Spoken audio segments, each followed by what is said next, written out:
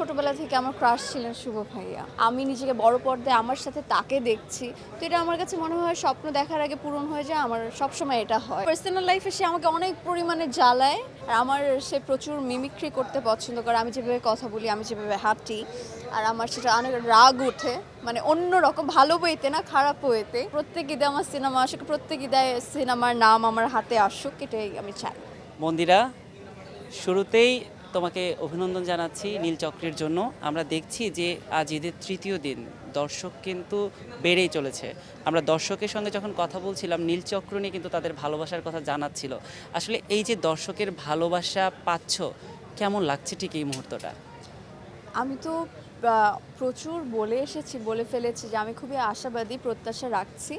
So যেই প্রত্যাশাটা আমার ছিল সেটা পূরণ হয়েছে, কারণ ঈদের দিনও আমি হল ভিজিটে এসেছিলাম এবং আজকেও এসেছি এবং হাউসফুল পুরা। তো এটা দেখতে কার না ভালো লাগে, এবং যখন সিনেমা শেষ হয়েছে আমরা হলে যারা ছিলেন তাদের সাথে আমি সিনেমাটা উপভোগ করেছি, তাদের রিয়াকশান দেখছিলাম, এত দুর্দান্ত ছিল।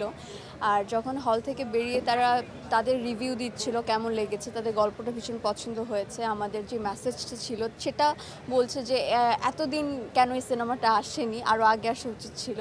এবং আমাদের প্রত্যেকে যারা আমরা কাস্ট ছিলাম সবার অভিনয়ের প্রশংসা করছে। তো দিন শেষে আমরা আসলে পুরাটা টিম নীলচক্রের এত কষ্ট করেছি, এটা আসলে সার্থকতা যে এতগুলো মানুষ হাউসফুল হচ্ছে, প্রত্যেকের সাথে ভালো রিভিউ দিচ্ছে, এটাই তো আমাদের পাওয়ার ছিল। তো এটা পাচ্ছি, এখন দেখা যাক কি হয়। আর আমি তো চাই আরও ভালো হোক, মানে প্রতিদিন হাউসফুল হোক।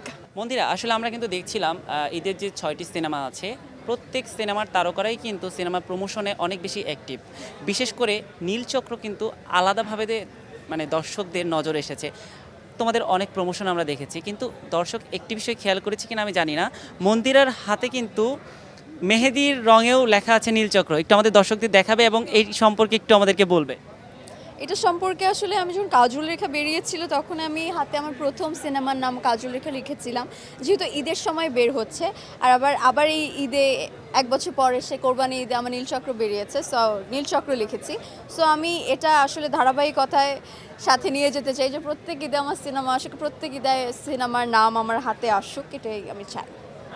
মন্দিরা যখন যে সিনেমায় অভিনয় করছে, দর্শক কিন্তু তাকে সেই চরিত্রের জন্য মনে রাখছে। আসলে নিজেকে কতটা ভাগ্যবতী মনে হয়? আমি নিজেকে প্রচুর পরিমাণে লাকি মনে করি, আমি বরাবরই বলে এসেছি, কারণ আসলে আমি যেটা ভাবি না, যেটা চাই না, তার আগে সেটা আমার জীবনে ঘটে যায়। এই জন্য মানে মাশাল্লাহ বলো কারণ সবার নজর লেগে যেতে পারে। তো আমার এই জিনিসটা এত পরিমাণে ভালো লাগে। আর মানে এই যে একটা এক্সাম্পল দিই তোমাকে, যে আমি তো কখনো জানতাম না যে আমি নায়িকা হব, ছোটোবেলা থেকে তো কেউই জানতো না, রাইট? তো আমার তো ছোটোবেলা থেকে আমার ক্রাশ ছিলেন শুভ ভাইয়া। সো এতদিন পরে সে হুট করে আমি ফ্যামিলি এত প্রেশারে তারপরে আমি সিনেমা জগতে আসলাম তাদের ইচ্ছাতে, এবং এসে আমি একটা কাজরেখা করেছি, তারপর নীলচক্র আসে, তারপর আরিফিন শুভর সাথে সে আমার কো অ্যাক্টার, এত সুন্দর আমাদের সিন মুহূর্ত সব কিছু মিলে এটা তো আমার কাছে একদম আনএক্সপেক্টেড, রাইট? কোথায় আমি তাকে টিভির পর্দায় দেখতাম, আদৌ দেখতে পারবো নাকি কখনো সেটা আমি জানতাম না। সো আজকে আমরা একসাথে কাজ করছি, আমি নিজেকে বড় পর্দায় আমার সাথে তাকে দেখছি। তো এটা আমার কাছে মনে হয় স্বপ্ন দেখার আগে পূরণ হয়ে যায়, আমার সবসময় এটা হয় আসলে। আচ্ছা, এই যে আরিফিন শুভ তোমার ক্রাশ, সেটা কিন্তু তুমি অনেক আগেও বলেছিলে আমাদেরকে, এবং এখন তুমি শুভর কাছে ইন্টারভিউ দিচ্ছ, আবার শুভর ইন্টারভিউ নিয়েছো। আমি একটু ওই ইন্টারভিউ সেশনটা সম্পর্কে জানতে চাই। যে আমরা দেখলাম খুব প্রাণবন্ত একটা আড্ডা ছিল, যেটা আসলে দর্শকের কাছে নীলচক্রকে একদম দর্শক মহলের কাছে নিয়ে পৌঁছেছে।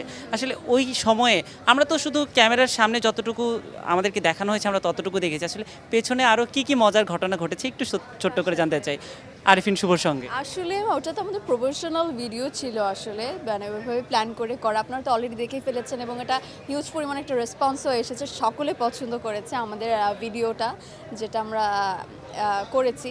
আর সে আসলে পার্সোনাল লাইফে সে আমাকে অনেক পরিমাণে জ্বালায়, মানে শুধু আমাকে বলে না, কেউ হয়তো চুপ করে বসে আছে শুভ ভাইয়ের মতন, সেটা ভালো লাগে না। আচ্ছা বসে আছে কেন, ওকে গিয়ে একটু পোক করি, খোঁচাই। আর আমার সে প্রচুর মিমিক্রি করতে পছন্দ করে, আমি যেভাবে কথা বলি, আমি যেভাবে হাঁটি। আর আমার সেটা অনেক রাগ ওঠে, মানে অন্যরকম ভালো ওয়েতে না, খারাপ ওয়েতে। তো সারাক্ষণ সে এরকম খুনসুটি দুষ্টুমির মধ্যে থাকে, এভাবেই এনজয় করি আমি। আচ্ছা, এই যে যখন শুভ ভাই আপনার মিমিক্রি করে, নিশ্চয়ই মনে হয় যে আমিও একটু শুভকে কপি করি, কখনো এরকম চেষ্টা করা হয়েছে? আমি চাই না, ও মাই গড, আমি একদম চাই না। কেন সেটা, এই না চাওয়ার কারণটা কি? অন্য কোনো দিন একদম পুরাপুরি কপি করে তারপর আমি দেখাবো, এখন না। আচ্ছা, আর সবশেষ আরেকটা বিষয় একটু জানতে চাই যে এই যে নীলচক্রে নাচ শেখানোর ব্যাপারেও অনেক আলোচনা হচ্ছে। আমরা একটু আগেও দেখছিলাম যে মন্দিরার সামাজিক যোগাযোগ মাধ্যমে মানে যত প্রমোশনের বিষয়গুলো আছে সেখানেও কিন্তু আমরা দেখছিলাম মন্দিরা শুভকে নাচ শেখাতে গিয়ে কী বিপত্তিতে পড়েছে, শুভকে কী শেখালো এবং শুভর কাছ থেকে কী শিখলো, এরকম অনেক ক্যাপশনও কিন্তু আমরা দেখছি।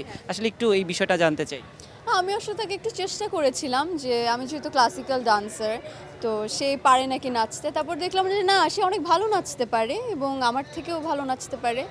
আর ক্লাসিক্যালটা একটু হয়তো কম পারে, সেটা আমি শেখানোর চেষ্টা করছিলাম। কিন্তু স্টুডেন্ট অনেক ভালো, সে মানে অল্প শেখাতেই মানে একদিনেই যতটা পারা সম্ভব না সে খুব ভালো মতো পেরেছে। আর তারপর সে আমাকে গান শেখাতে এসেছিলো। আমি একদমই গান গেতে পারি না, পুরো ফাটা বাঁশের মতো গলা আমার। আমি ওকে অনেক রিকোয়েস্ট করেছি আমি যেন গান না গাই, বাট না, সে নাচুর বান্ধে সে ছাড়বে না, বলেছে মানে আমার গান গেতে হবে। সো আমি করেছি আর কি। মন্দিরা, তোমাকে অসংখ্য ধন্যবাদ আমাদের সঙ্গে এইটুকু সময় ভাগ করে নেওয়ার জন্য, এবং এই যে দর্শক যেভাবে নীলচক্রকে ভালোবাসছে, দর্শক যেভাবে ভালোবাসা দিচ্ছে, এতদিনের পরিশ্রম, অনেক দিন তুমি নীলচক্রকে লালন করেছো, তোমার সেই ভালোবাসার দর্শকদের উদ্দেশ্যে নিশ্চয়ই অনেক কিছু বলার আছে। ইতোমধ্যে অনেক কিছু বলে ফেলেছো, কিন্তু তারপরেও নিজের না বলা কোনো কথা যেটা আসলে তোমার সেই ভালোবাসার দর্শকদের জানাতে চাও, সেটা আমরা এই মুহূর্তে জানতে চাই। দর্শকদের উদ্দেশ্যে আমি বরাবরই বলে এসেছি যে তাদের প্রত্যেকের প্রতি আমি চিরকৃতজ্ঞ।